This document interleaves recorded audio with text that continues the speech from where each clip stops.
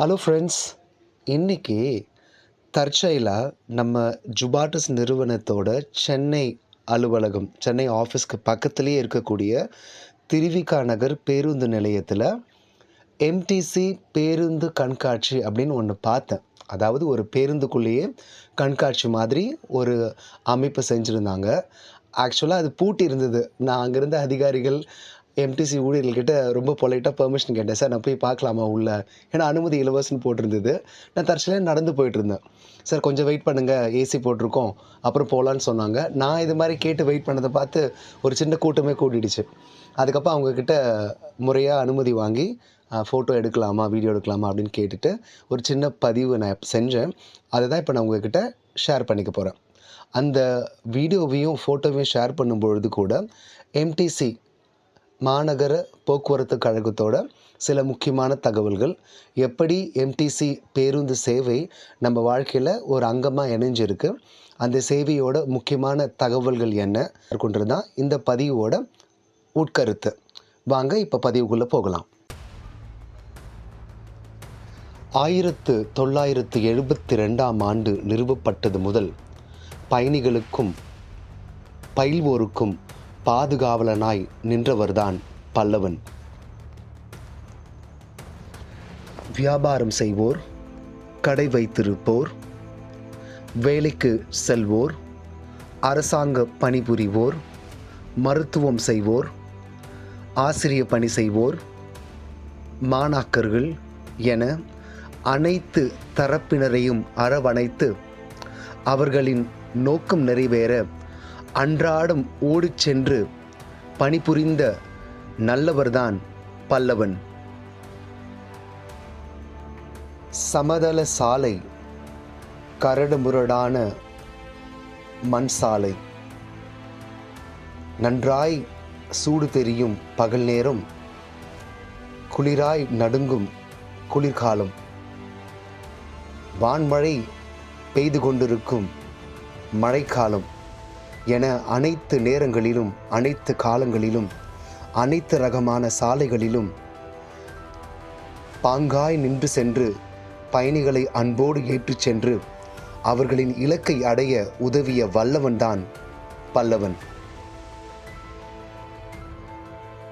இவ்வாறு பாதுகாவலனாகவும் நல்லவனாகவும் வல்லவனாகவும் திகழ்ந்த எம் அன்பிற்கினிய பல்லவன் போக்குவரத்து கழகமானது ஜூலை மாதம் 1ஆம் தேதி 1997ஆம் ஆண்டு முதல் metropolitan transport corporation Chennai limited மாநகர போக்குவரத்து கழகமாக பெயர் மாற்றப்பட்டு அணி செய்து சேவையை துவங்கியது.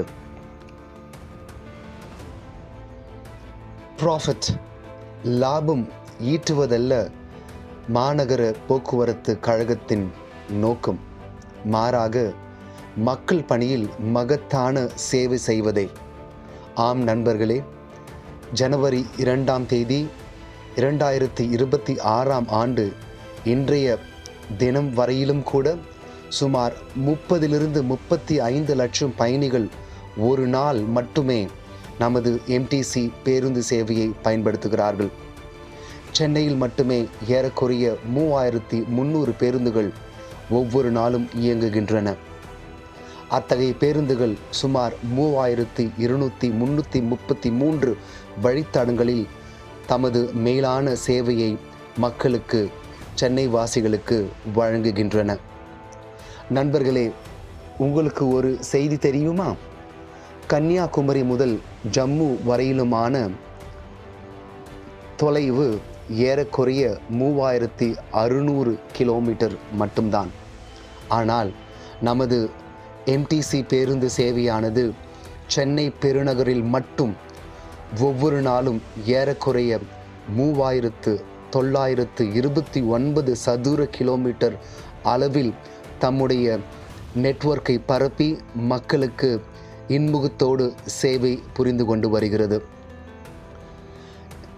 2032ஆம் ஆண்டுக்குள் சென்னையில் எம்டிசி பேருந்து சேவையின் வாயிலாக பயணிக்கக்கூடிய எண்ணிக்கை சுமார் 30 முதல் 35 லட்சம் வரையிலிருந்து ஏறக்குறைய 5.3 மில்லியன், அதாவது 53 லட்சம் வரை உயர்த்திட திட்டமும் உள்ளது.